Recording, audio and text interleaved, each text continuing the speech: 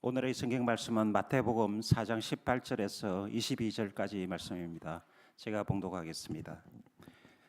갈릴리 해변에 다니시다가 두 형제 곧 베드로라 하는 시몬과 그의 형제 안드레가 바다에 그물을 던지는 것을 보시니 그들은 어부라 말씀하시되 나를 따라오라 내가 너희를 사람을 낚는 어부가 되게 하리라 하시니 그들이 곧 그물을 버려두고 예수를 따르니라.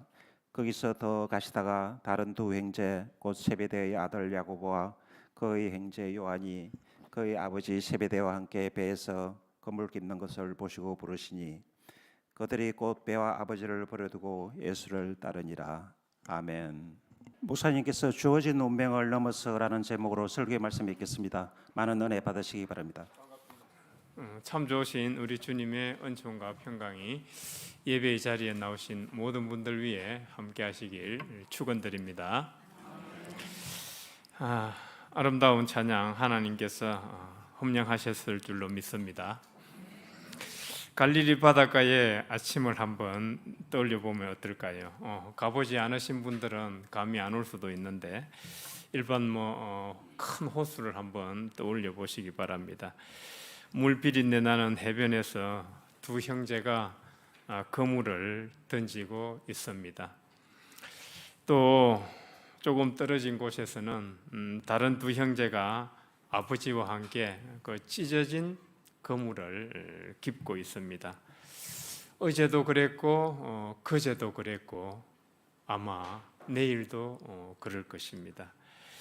2000년 전 갈릴리의 어부의 아들은 어부가 되었습니다. 아버지의 배를 물려받고 아버지의 그물을 물려받고 아버지의 인생을 물려받았습니다. 그들은 그 당시 자신들이 태어난 자리가 바로 그들의 운명이었습니다.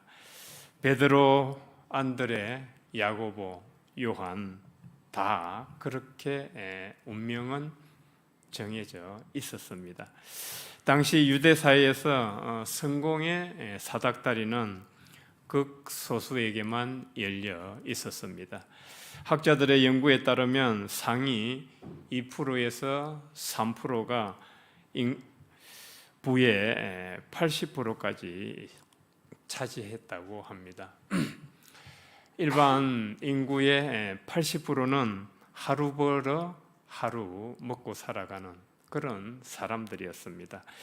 여기에 세금 수탈까지 혹독하여서 세금을 피하려고 미친 척하며 살아가는 사람들도 많았습니다. 가난은 가난을 대물림할 수밖에 없는 그런 사회 구조였습니다. 자신에게 주어진 그 운명을 뛰어넘을 기회조차 없었던 것입니다. 지금은 형편이 좀 나아지기는 했습니다만 오늘날에도 여전히 그 사람이 태어난 자리가 바로 그 사람의 운명을 결정하게 되는 것 같습니다. 나라의 형편이, 그 가정 환경이, 또 부모의 부재와 질병이 한 아이의 운명을 일찌감치 결정해 버리는 것 같습니다. 갈릴리 바닷가에서 물고기를 잡던 그 청년들도 마찬가지였습니다. 너는 여기까지다.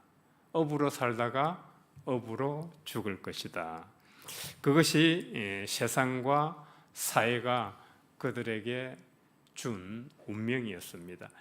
그런데 바로 그때 바닷가로 한 분이 걸어오셨습니다. 그분이 걸어오심으로써 그들은 새로운 운명을 전환할 기회를 갖게 됩니다. 본문 19절에서 예수님은 말씀하십니다. 나를 따라오라 내가 너희를 사람을 낚는 어부가 되게 하리라. 헬라어 여기서 포이에소는 내가 어부가 되게 하리라. 이 포이에서는 내가 만들겠다는 뜻입니다. 그러니까 그들이 노력해서 어부에서 사람을 낚는 어부로 변하는 것이 아니라 주님께서 내가 너희들을 빚어내겠다는 약속이셨던 것입니다. 주님이 사람을 부르시고 사람을 만드시는 것은 세상의 문법과는 많이 다릅니다. 세상의 문법은 어떻습니까? 이력서에는 학력과 전공과 자격증이 기재되고 그 사람의 능력 위주로 기재가 됩니다. 그렇게 해서 뽑는 사람은 그 이력서를 통해서 최고만 뽑습니다.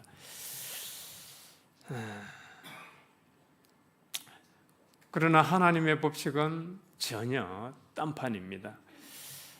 저도 20살 무렵 만일에 주님의 부르심을 받지 않았더라면 나는 어떻게 살아가고 있었을까, 그런 생각을 한번 해보게 되었습니다.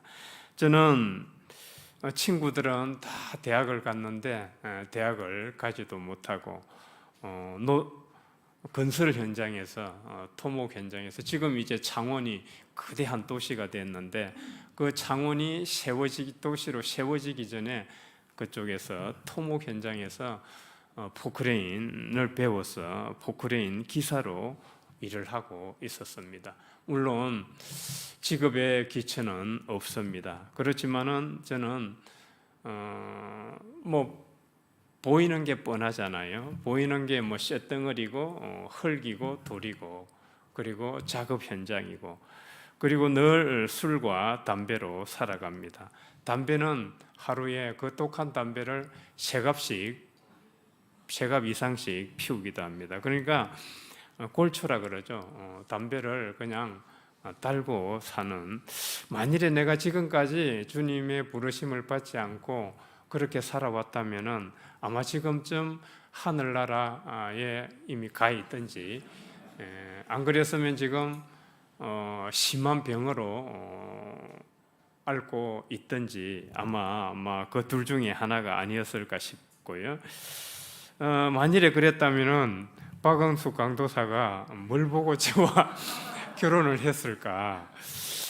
이 얼굴에 돈도 없고 세상적으로 내세울 것도 없는데 참 주님 믿고 간다는 그 믿음 보고 나와 결혼을 하지 않았나. 그렇게 해서 주님이 불러주셔서 대학도 나오고 또 석사도 하고 박사도 하게 되었습니다. 그렇게 이제 목회자란 새로운 운명을, 새로운 길을 걸어가게 된 것이죠. 주님께서 제자들에게, 그 갈릴리 어부들에게 내가 너희를 사람을 낚는 어부가 되게 하리라 선언하시자 그들은 곧 배와 그물과 아버지를 버려두고 따랐습니다. 그물은 그들의 생계였죠. 배는 그들의 재산입니다. 아버지는 대물림의 정체성이죠. 그들은 지금만 버리는 것이 아니라 나는 이렇게 살 수밖에 없다는 그 운명의 문법을 거스리고 다 버렸던 것입니다. 그렇게 해서 그들은 주님의 약속대로 나중에는 복음 전파자가 되어서 좁은 유대 지역을 넘어서 나중에는 지금의 튀르키예 그리고 그리스, 로마 지역까지 복음을 전도하고 사도행전에 보면은 정말 사람을 낚는 어부가 되어서 하루에 3,000명을 개종시키는 그런 놀라운 일도 하게 되었습니다. 그야말로 주님께서 약속하신 대로 사람을 낚는 어부로 그렇게 새로운 운명을 완성하게 되었던 것이죠. 이 부르심의 이야기는 갈릴리 바닷가의 이야기에서만 끝나지 않습니다. 교회사 2000년은 그 주어진 운명을 넘어서 주님께서 인도하시는 운명으로 빚어진 사람들의 발자국으로 이어져 왔습니다. 18세기 아마 영국의 윌리엄 캐리라는 그런 사람 이름을 들어보셨나 모르겠는데 근대 선교의 아버지라고 불리고 있습니다. 그런데 이 청년은 가난한 직조공의 아들로 태어났습니다. 태어나서 구두 수선공을 했죠. 세상의 눈으로 보면은 그의 운명은 바로 그 조그만 구두 수선 가게 그 작업대 앞에서 정해져 있었습니다. 평생 너는 구두 수선을 하고 살아야 한다는 것이죠. 그러나 그런 그를 주님은 부르셨는데 그 주님의 부름을 받자 그는 그 낡은 구두방 가게에 세계 지도를 그려놓게 됩니다. 세계 지도를 딱 붙여놓고 복음이 전파되지 않는 나라를 위해서 기도를 합니다. 그리고 선교의 꿈을 갖게 되죠. 동시에 그는 독학으로 외국어를 공부하게 됩니다. 그렇게 해서 여러 가지 외국어를 구두방 수선을 가게를 운영하면서 여러 외국어를 배워서 나중에는 인도로 선교를 가서 그 인도가 여러 개가 있는데 그것도 배워가지고 성경으로 번역하고 복음을 전파하게 됩니다. 그래서 그를 오늘날 우리는 근대 선교의 아버지라 그러는데 그는 주님의 부름을 받고 자신에게 주어진 그 운명의 사슬을 끊어내고 새로운 운명으로 나아갔던 것입니다. 우리 한국 교회 역사에서도 같은 이야기가 있습니다. 조선 말기에 여러분들 우리 학생들은 혹시 백정 아시나? 백정 들어보셨어요? 백정은 사람 취급을 받지 못하는 그런 신분이었습니다. 갓을 써도 안 되고 호적을 올릴 수도 없었습니다. 태어나는 순간 천민이죠. 그 운명이 때문에 그러니까 사람이 아닌 거예요. 백정은 그 주위에 백정의 자식 그렇게 학교 다닐 때 뭣도 모르고 놀린 적도 있고 그러지 않습니까? 그때는 우리가 몰라서 그랬는데 그 서울에 유명한 백정 박성춘이라는 사람이 있습니다. 조선 말기 사람인데 이 박성춘이 이제 장티푸스로 죽게 되었어요. 죽게 되었는데 그때 그 선교사에 의해서 장티푸스를 고치게 됩니다. 그런데 공교롭게도 그를 고친 선교사가 고종의 시였어요. 고종의 시 에비선이라는 선교사였어요. 그래서 아니 임금님을 이렇게 치료하던 선교사로부터 이렇게 고침을 받고 나서 이 사람이 너무 감동을 한 거예요. 나 같은 이 백정을 임금을 치료하시던 그 선교사님이 고쳐주셨다니 하나님은 그렇게 해서 그 백정의 마음의 문을 열고 그가 나중에 복음의 길을 가면서 교회의 훗날 장로가 되도록 하였습니다. 참 백정이 그 당시 조선 말기 사회에서 양반과 같이 한자리에 앉는다는 것은 있을 수 없는 일이었습니다. 천지가 개벽할 일이었는데 조선 기독교사에서 그런 일이 있었습니다. 그리고 그 아들이 박서양이라는 아들인데 백정의 아들 그러면은 뭐 지금 우리 여기 청년 이하 세대는 잘 모를 수도 있는데 백정의 아들 그러면 마찬가지로 사람 취급을 못 받는 거예요. 학교 가면은 왕따고 뭐 학교 제대로 다닐 수도 없죠. 그러니까 늘 칼을 들고 그 가축이나 짐승을 잡으러 다니는 거예요. 그런데 그 박서양이라는 그 박성춘의 백정의 아들이 나중에는 그 짐승을 잡는 칼을 든 것이 아니라 사람을 고치는 칼을 들게 됩니다. 연세 세브란스 의학교 첫 졸업생 가운데, 그러니까 의대 첫 졸업생 가운데 하나가 되어서 나중에는 사람을 고치는 칼을 들어요. 하나님께서는 그 짐승을 잡던 칼을 든 손을 사람을 고치는 손으로 만들어 주셨던 거예요. 참 조선 기독교사에서 아주 유명한 일화입니다. 19세기 말 평양에 이기풍이라는 사람이 있었습니다. 그는 평양의 깡패로 아주 유명했습니다. 노방전도하러 다니면은 그 선교사에게 막 돌을 던져가지고 선교사를 아주 상처 입히고 그랬던 아주 위험한 인물이었습니다. 그런데 주님은 그 깡패를 불렀습니다. 그러자 그는 훗날 한국교회 최초 7목사 중 한 명이 됩니다. 최초로. 그렇게 해서 제주도 선교사로 파송이 되어서 하나님은 그 돌을 던지던 손을 복음을 던지는 손으로 바꿔주셨던 것입니다. 하나님은 사람의 의제를 보고 내일을 결정하지 않습니다. 세상은 출신을 묻고 스펙을 묻고 이력을 묻지만 하나님은 단 한 가지를 물으시죠. 내가 나를 따르겠느냐? 지금 우리는 인공지능 시대를 살아가고 있습니다. 인공지능이 글을 쓰고 그림을 그리고 진단을 내리고 코드를 짜고 사람이 하던 많은 일들을 지금 다 대체하고 있습니다. 그리고 앞으로 휴머노이드가 일상에 들어오게 되면은 우리 교회에 토요일마다 모여서 청소하고 하는데 이제 이런 일도 없어질 겁니다. 휴머노이드가 들어와서 24시간 사람이 잘 때 다 돌아다니면서 청소하게 되고 장로님 교회에 일이 있으면 왔다 갔다 할 필요 없이 이제 걔가 교회에 일 생기면 다 수리하고 고치고 하게 될 것입니다.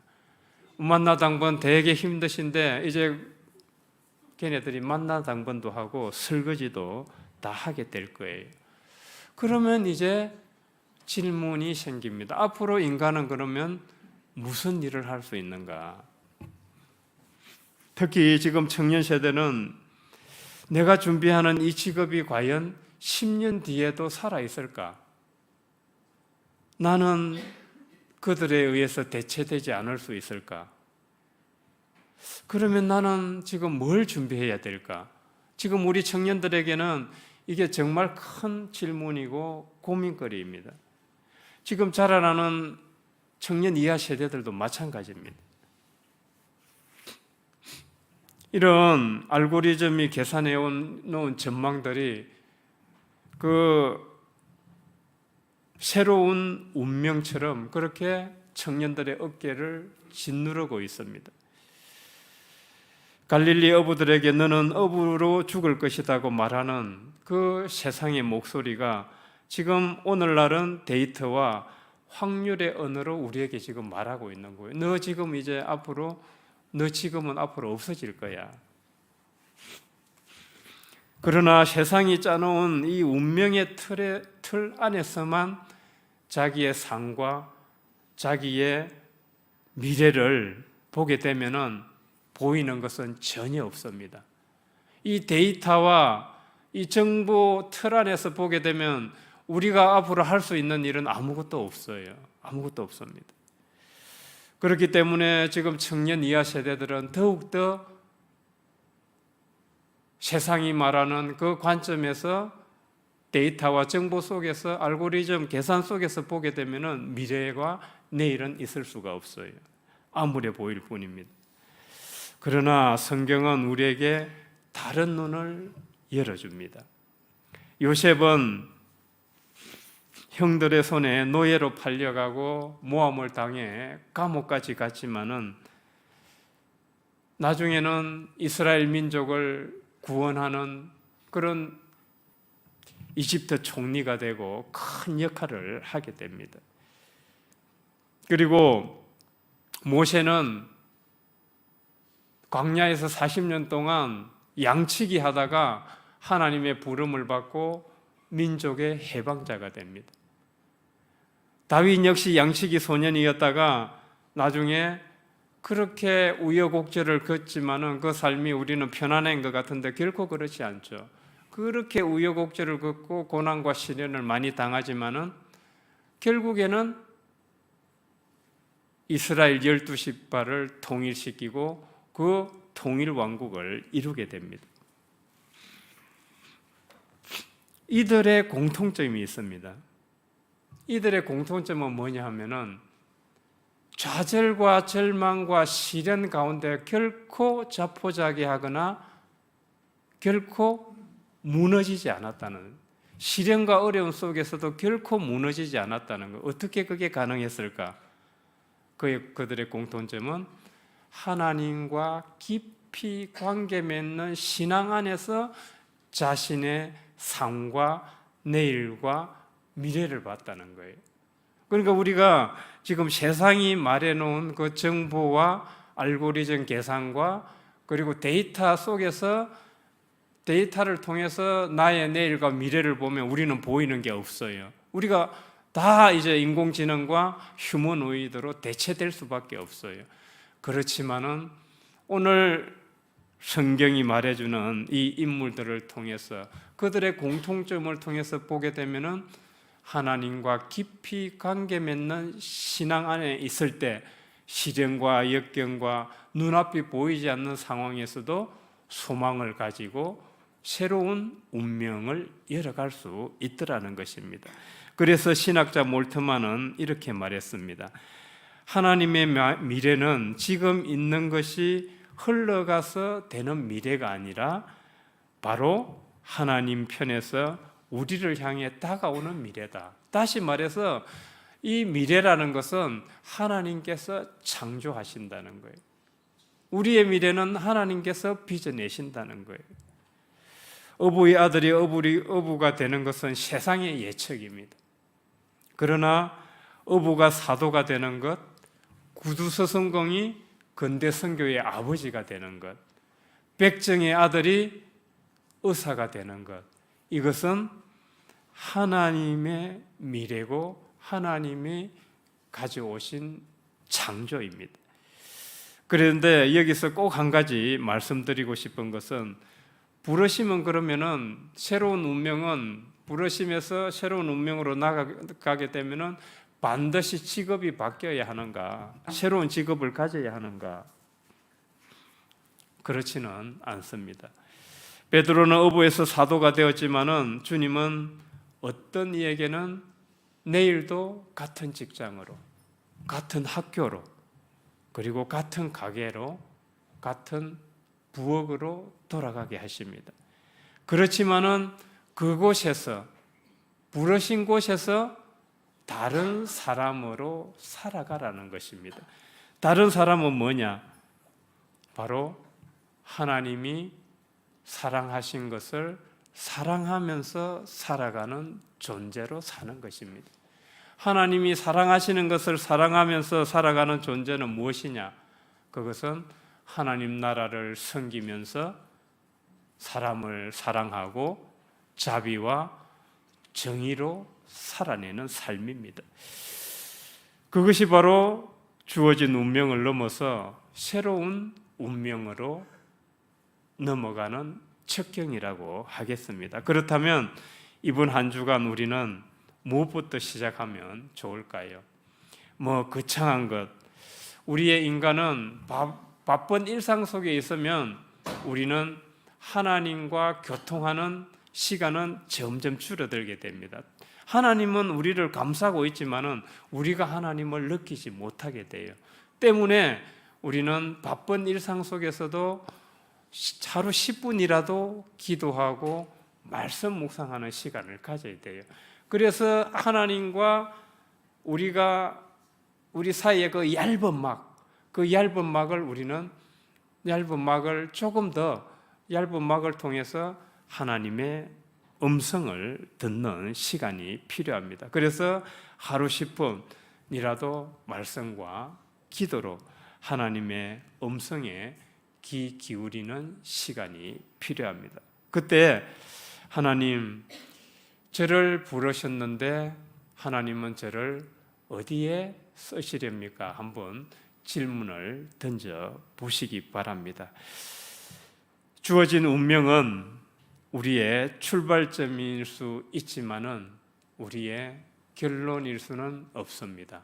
우리의 결론은 부르시는 하나님의 손에 달려 있고 빚으시는 하나님의 창조에 달려 있습니다. 이 한 주간 그물을 버려두고 갈릴리의 형제들처럼 부르심을 향해서 내딛는 저와 여러분이 되시길, 그리하여 각자에게 주어진 그 운명의 사슬을 끌어내고 하나님 아래서 새로운 운명으로 빚어지시길 주님의 이름으로 축원드립니다. 우리를 지명하여 부르시는 하나님, 저희는 물려받은 그물을 인생의 전부로 알고 살았습니다. 세상이 내린 판결을 하나님의 뜻인 양 받아들이고 예측된 미래 앞에서 두려워하였습니다. 이제 저희로 하여금 주님이 부르시는 음성에 귀 기울이고 따르게 하옵소서. 불확실한 내일 앞에선 이 땅의 청년들을 붙들어 주시고 믿음의 눈으로 자신의 삶과 미래를 바라보게 하옵소서. 오늘도 같은 일터와 같은 가정으로 돌아가는 성도들에게는 바로 그 자리가 주님이 맡기신 부르심의 자리임을 깨닫게 하여 주옵소서. 현재의 어려움과 시련 너머에 주님이 준비하신 새로운 내일이 다가오고 있음을 바라보게 하옵소서. 갈릴리의 어부들을 사도로 세우신 주님, 구두방의 청년을 선교의 아버지로, 백정의 아들을 사람을 살리는 의사로 세우신 주님, 저의 남은 생도 주님께서 빚어 가옵소서. 삶의 자리로 돌아가는 저희의 걸음마다 나를 따라오라 하신 음성이 동행하게 하여 주옵소서. 예수님 이름으로 기도드립니다. 아멘.